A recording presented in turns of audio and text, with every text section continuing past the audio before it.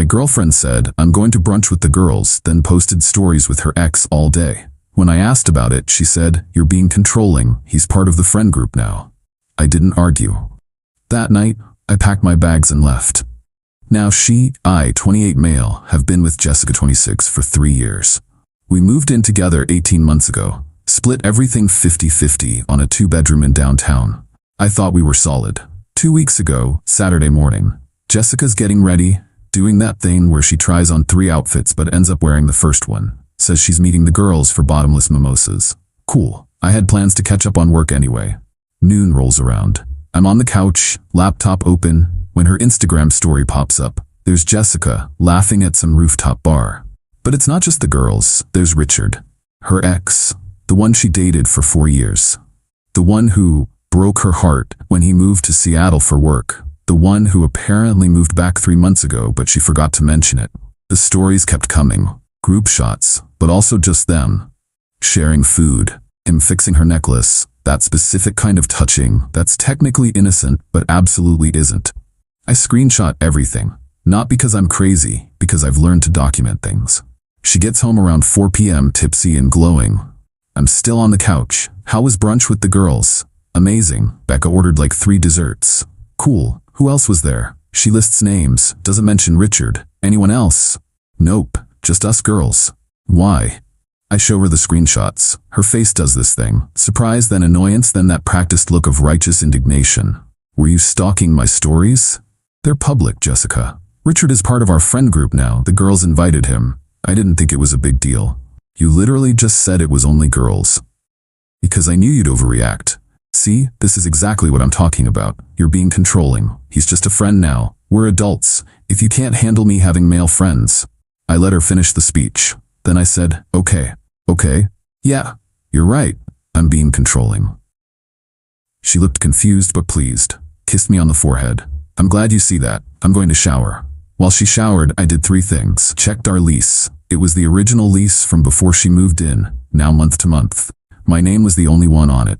We'd always meant to add her, but life got in the way. It was a loose end I was suddenly very grateful for. Texted my buddy Joseph, who owns a storage unit business. Started packing, not dramatically, methodically. My important documents first, then electronics, then clothes. Everything I could fit in my car without it being obvious. Jessica came out towel drying her hair, didn't notice the half-empty closet, didn't notice my missing laptop setup, just asked what I wanted for dinner. Whatever you want, I said. I'm easy. We ordered Thai. Watched Netflix. She fell asleep on my shoulder like nothing had happened. I stayed up thinking about the 3 years, the plans we'd made, the ring I'd started saving for. At 3 a.m., I got up, packed the rest, left a note. You're right. I am controlling. So, I'm removing myself from the equation. Rent's paid through the end of the month. Your stuff is safe. Please be out by the 30th. I drove to Joseph's place. He'd cleared out his spare room months ago after his divorce. Funny how things work out. My phone started blowing up around 7 a.m. What the fuck, David? You can't just leave. Where are you? This is so immature. We need to talk about this like adults. I didn't respond. Changed my relationship status to single.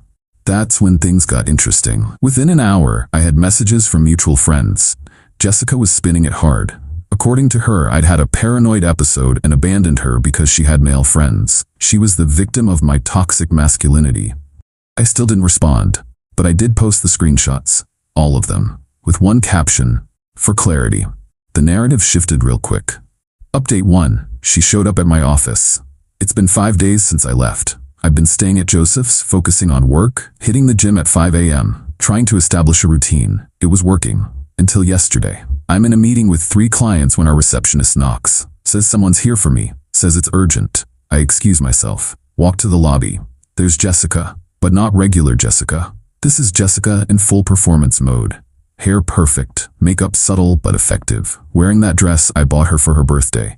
The one she knows I love. David, please, 5 minutes. I'm in a meeting. I'll wait.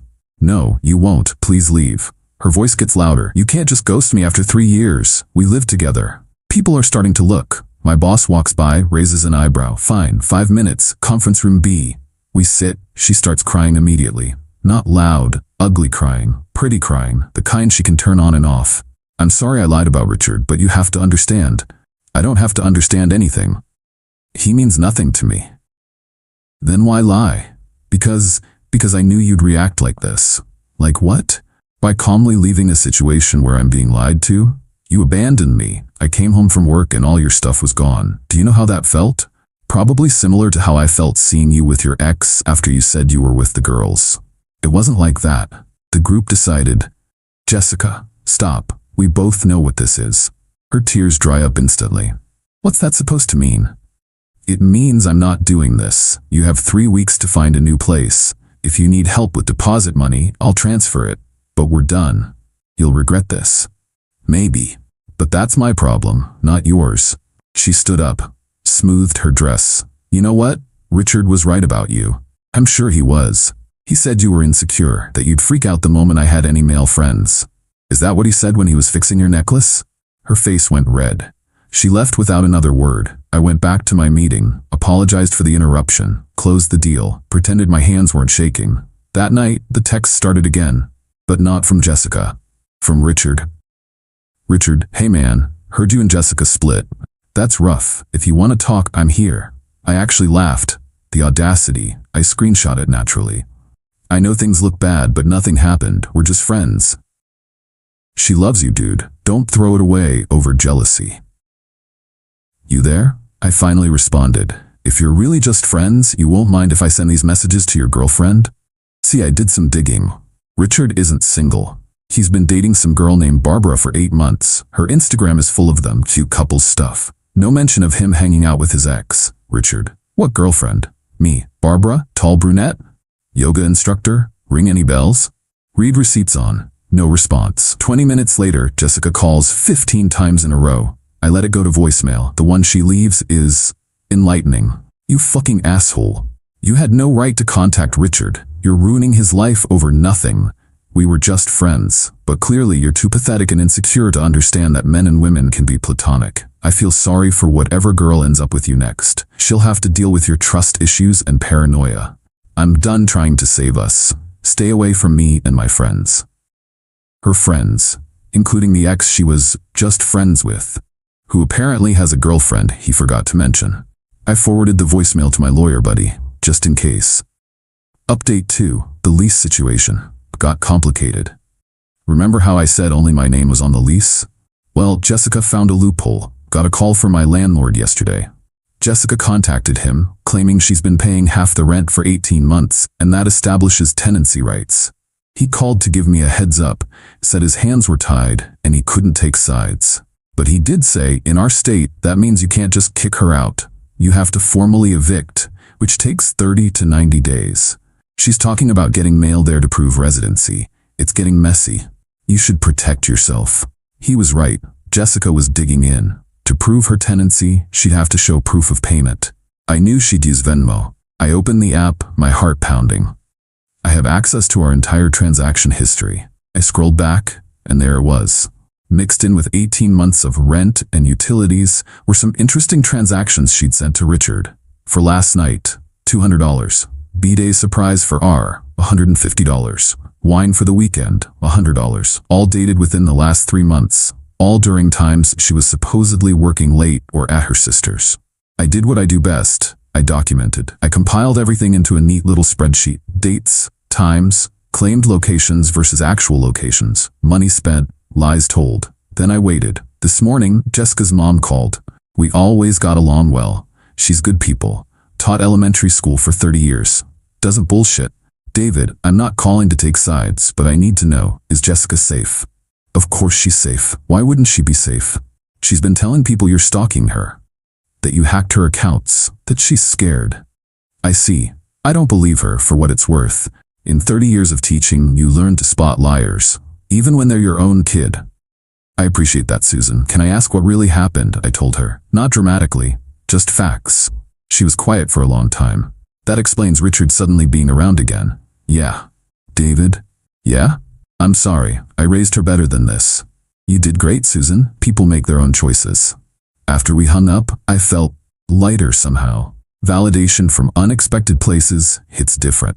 Jessica must have sensed the shift in momentum because the texts started again. But now they're different. Less angry, more bargaining. Can we please just talk? I know I messed up, but 3 years, David. I'll go to couples counseling. I'll cut Richard off completely. Please don't throw us away. I didn't respond, but I did check apartment listings, found a nice studio downtown, month to month. Sometimes the best move is to just remove yourself from the board entirely. Then, plot twist. Barbara reached out. Hi, you don't know me, but I think we need to talk. Hey, yeah, I think we do. Can you meet tomorrow? Coffee? Sure. When and where? We're meeting in 6 hours. Should be interesting. Update 3. The coffee meeting changed everything. Met Barbara this morning at a Starbucks downtown. Recognized her immediately. She looks exhausted.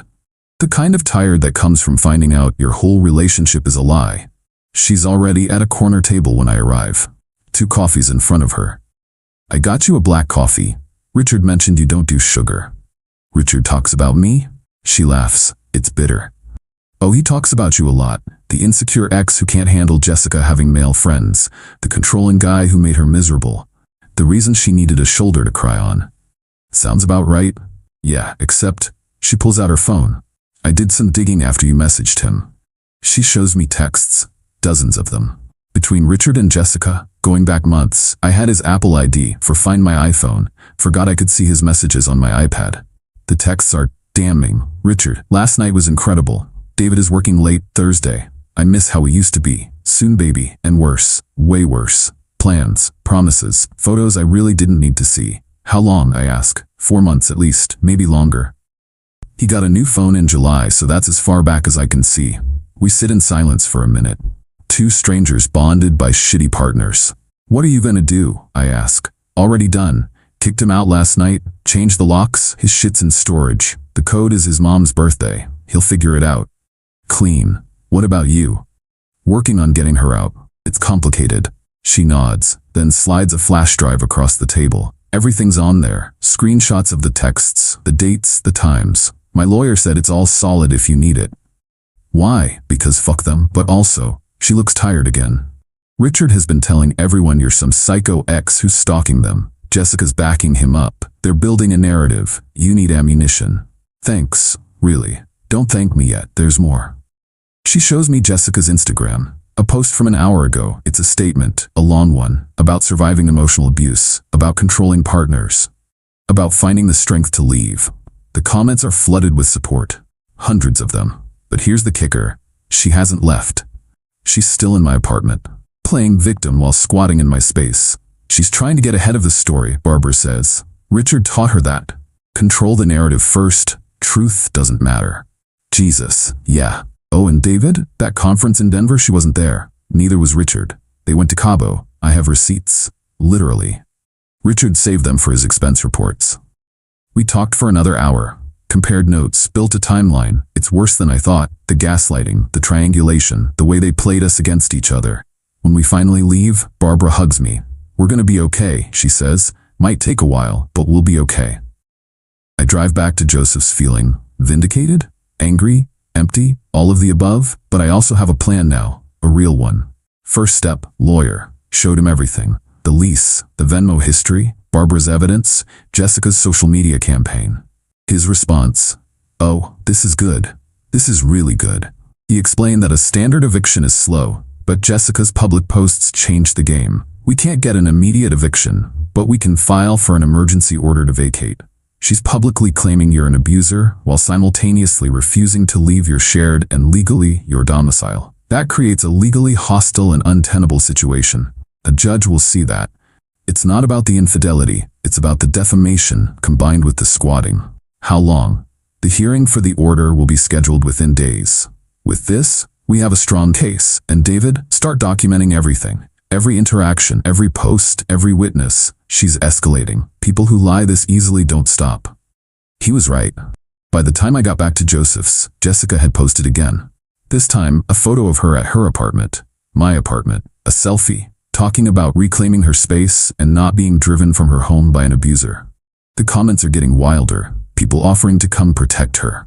Others sharing their own survival stories. Then I noticed something. A small detail, but everything is in the details. In the background of her selfie, on the counter. A bottle of expensive whiskey, Richard's brand, and 2 glasses. A sloppy, arrogant mistake. She's not just staying there, she's entertaining. I text my lawyer the screenshot. His response is immediate. Document that. Timestamp it. That's Exhibit A for why the emergency order is necessary. She's not scared, she's celebrating. So here I am. It's 2 a.m. I'm in Joseph's spare room typing this out because I can't sleep, and I need to tell someone, anyone, how insane this has gotten. 3 weeks ago, I thought I was going to marry this woman. Now I'm building a legal case against her while she turns me into social media's villain of the week. But you know what the worst part is? I keep thinking about that morning, before the brunch, when she was trying on outfits, laughing about something her sister texted, kissing me goodbye like it was any other Saturday. How do you fake that? How do you look someone in the eye, someone you've shared a bed with for 3 years, and just lie? Not even feel bad about it? I don't know. Maybe I'll never know. What I do know is this. In 12 hours, my lawyer files for the emergency hearing. Her little social media campaign is about to meet a court clerk, and every single person who's been commenting support on her posts is about to get a very different story. Because I'm done being quiet. Done taking the high road.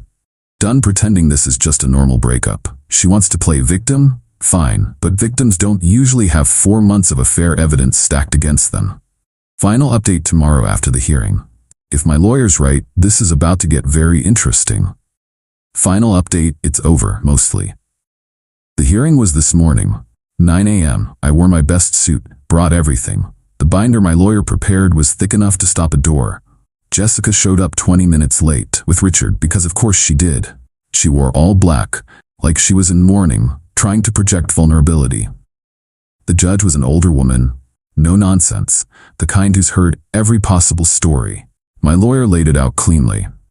This wasn't a standard eviction hearing. This was a petition for an emergency order to grant the sole leaseholder exclusive possession of his home due to the occupant's creation of a hostile and defamatory environment. He presented the lease with only my name. Jessica's social media posts where she called me an abuser. The screenshot of her selfie with Richard's whiskey in the background, time-stamped while she was claiming to be in fear. Barbara's flash drive, which my lawyer submitted as evidence of a coordinated campaign of deception. The look on Jessica's face when the judge reviewed the photo of the whiskey glasses. When my lawyer brought up the Cabo receipts, proving a premeditated affair, not a simple friendship. Her lawyer tried to argue. He talked about tenant rights, about emotional distress. Judge Davis cut him off. Counselor, your client has publicly accused Mr. Peterson of abuse, a very serious claim. Yet she not only continues to reside in his home, she appears to be entertaining guests. She can't claim both to be a terrified victim and a comfortable tenant in the same breath. It undermines her credibility entirely. Jessica's lawyer asked for a recess. They huddled in the corner. Jessica kept shooting looks at me, not angry anymore, panicked. When they came back, her lawyer stated they would agree to vacate the premises within 48 hours if I would drop any future defamation claims. My lawyer looked at me. I could have pushed for more, but I just wanted it to be over. 48 hours. All her belongings out. Professional cleaning afterward at her expense. And her social media posts making the accusations must be deleted immediately. The judge made it so. Jessica signed the agreement without looking at me. As we were leaving, Richard blocked my path in the hallway. He had the gall to look sympathetic. Hey man, for what it's worth, I'm sore. Say that, Richard. How's Barbara, by the way? His face went blank. What? We had coffee, compared notes. She's doing great. Change the locks, I hear. Put your stuff in storage. The code is your mom's birthday in case she forgot to tell you. He went pale. He started to say something, but his phone buzzed. He glanced at it, a look of pure dread on his face. It buzzed again. Jessica grabbed his arm. We need to go. They left together. The ex who meant nothing. The guy who was just part of the friend group. My lawyer clapped me on the back. Clean win. How do you feel? Honestly, empty. Not sad. Not happy. Just done. I went back to work. Told my boss I'd need the next 2 days off to supervise the move out. He said to take the week. Good companies remember who shows up even when their life's imploding. That was 6 hours ago. Since then, Jessica's Instagram posts about me have been deleted. Then her whole account went private. Richard blocked me on everything. Barbara texted, heard from a friend the posts are down. Good for you. Joseph ordered pizza and beer, well, pizza and soda for me. My mom called. She'd seen the original post through a cousin, was worried. I told her the truth. She just said, I never liked her anyway. The apartment will be mine again in 48 hours. I'll deep clean it, maybe repaint, definitely getting a new bed. But right now, I'm sitting on Joseph's back porch. It's quiet, I can hear the city in the distance. And for the first time in 3 weeks, I'm not angry. I'm not checking my phone. I'm not documenting anything. I'm just here. Jessica was right about one thing. Love does make people crazy. It makes them trust when they shouldn't, forgive when they shouldn't, stay when they should leave. But it also shows you who people really are. And sometimes the person you loved never existed at all. They were just better at pretending than you were at seeing. To everyone who messaged asking for updates, this is it. Story's over. Well, mostly. Still got to get through the move out. Still might have some fallout. But the war, that's done. I won. I think. If you can call this winning. Maybe in a few months, I'll feel victorious. Right now I just feel tired, but also a little bit free.